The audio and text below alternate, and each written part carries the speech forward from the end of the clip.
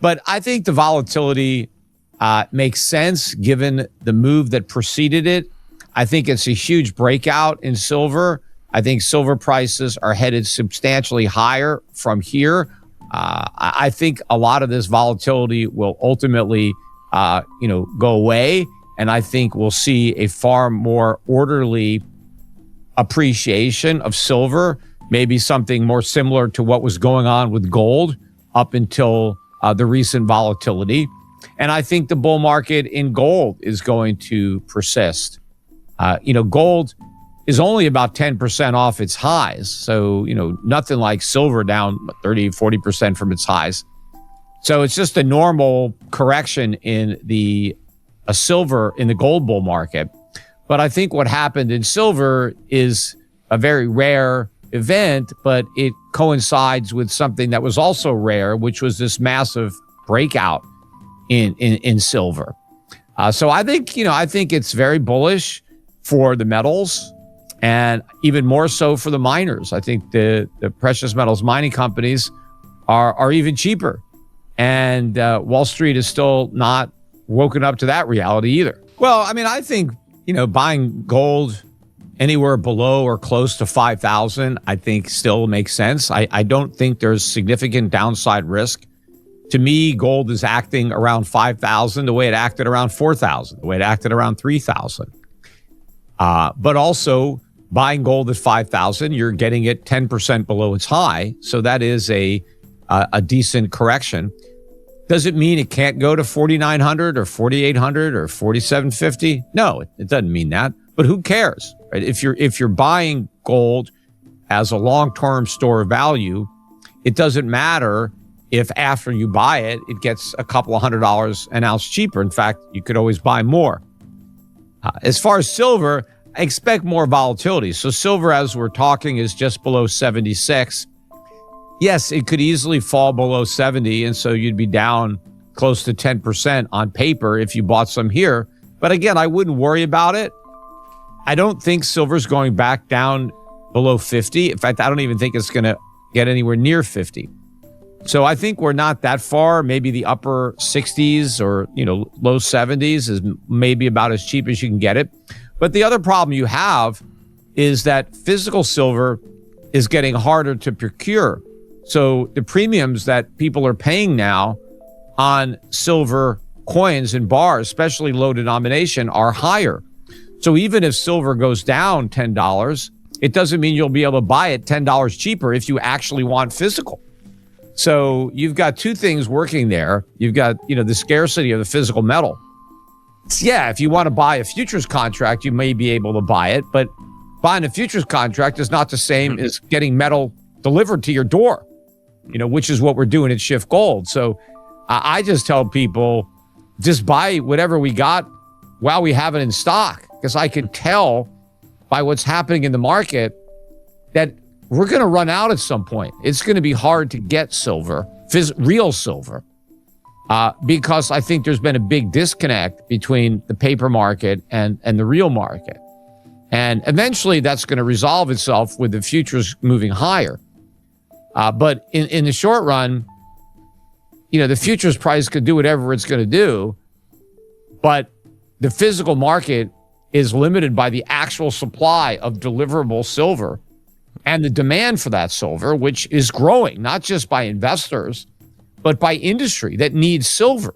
So if you're making batteries and the batteries need silver, you can't just buy a silver contract. You can't put the contract into your battery. You got to actually have real silver delivered to you.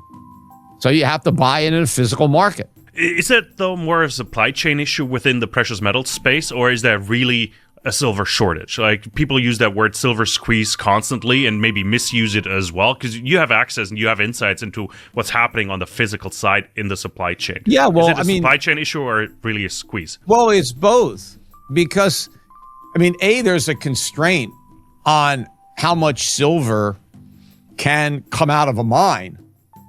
There's only so much the mines can produce. They just can't turn on a new mine just because silver is higher in price. They just can't say, oh, let's mine more silver. Most of these miners were already mining as much silver as they could. at the older prices, but also has to do with the refiners. If they run out of inventory, they can't magically transfer bullion into coins and bars, the raw silver. So if all of a sudden there's a big increase in demand by investors, they just don't have the capacity to immediately supply it all. So you get a backlog and you get delays. Then obviously people will start to pay more money for a more immediate delivery of their metals. So all these things are happening. I mean, I can tell you at Schiff Gold, business was very slow for the last several years. It just picked up a lot in the last month to the point that we've never been this busy. But to go from a very slow, environment to all of a sudden busy, well, you don't have the manpower. You don't have the resources. You're not used to it. All of a sudden, there's a big increase. And that's not unique to my company. Obviously, it's happening all over the industry. So, yeah, we've hired some more people. We're ramping up to deal with it. But, there's going to be problems throughout the entire distribution channel when all of a sudden there's a lot more demand for the metal. Absolutely, yeah. As you said, you can't ramp up, and I hear the U.S. Mint is usually not the best producer, especially when it comes to the American Eagle. They're lacking behind massively as well. So, been hearing those rumors for quite a while now. Peter, you touched on the miners, and we need to talk about them. Big opportunity here.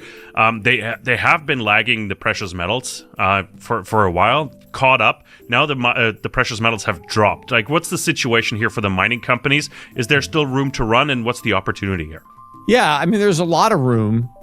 Wall Street has pretty much been skeptical of the gold rally ever since 2000.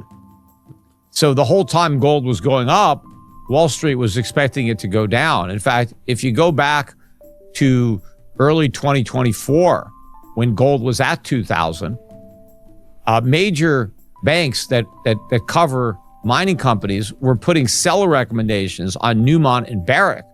And the rationale was gold has peaked at 2000. There's no upside. And so why own these miners when all that's going to happen is the price of gold is going to go down? And so these companies have never really reassessed that bad conclusion. And so they've watched gold prices more than double since that forecast, right? And even though the gold stocks have, let's say they've tripled as gold went from 2,000 to 5,000, and that's a little bit more than the increase in the price of gold, one would have expected a lot more than that, given the magnitude that $5,000 gold has on their earnings. Your earnings don't just triple when the price of gold triples. Your earnings move up by a much greater factor than that. If your cost of mining gold is $1,500 and the price is $2,000, you're making $500 an ounce. But if the cost goes to $5,000 and you're still at $1,500, right, you're making $3,500 an ounce. That's 7 times the profits. On not 3 times. So there should be a lot more leverage because these companies are inherently much more valuable today. But it's not just that gold is at 5,000 today. It's that it's going to be much higher tomorrow. Wall Street still doesn't get that gold prices are going to keep rising. Not only are gold prices not going to fall, they're going to keep going up, which means the earnings that are already not being properly attributed to these companies and valued are going to go even higher in the future. So I think you still have a great opportunity to buy these companies. And in fact, some of the best opportunities are in the juniors, the real juniors that haven't even moved as much as the senior stocks. And there, the opportunities are incredible because I think a lot of these small companies are just going to get bought out by the big companies that have massive cash flow now. What are they going to do with all their money? I mean, they could jack up their dividends a lot. They could buy back a bunch of their own stock, or they could try to accumulate more reserves so they have more gold to mine. And the easiest way to do that is buy up smaller companies that have a lot of reserves, proven, but that don't have the cash to develop them, and just buy up those reserves and just, put them on ice, or, you don't even have to develop them now. Just hold on to them, because you don't have an infinite supply of gold. So, just keep them for the future, because the gold's only going to get more valuable. The longer you wait to mine it, the more it's going to be worth. So some of these smaller companies may need to mine the gold now because they have obligations. But if the big companies buy them up, they don't need to mine it. They'll just throw it in there, and it'll just be valued as part of their reserves. They got more operating cash flow than they know what to do with right now. They've never been making money like this.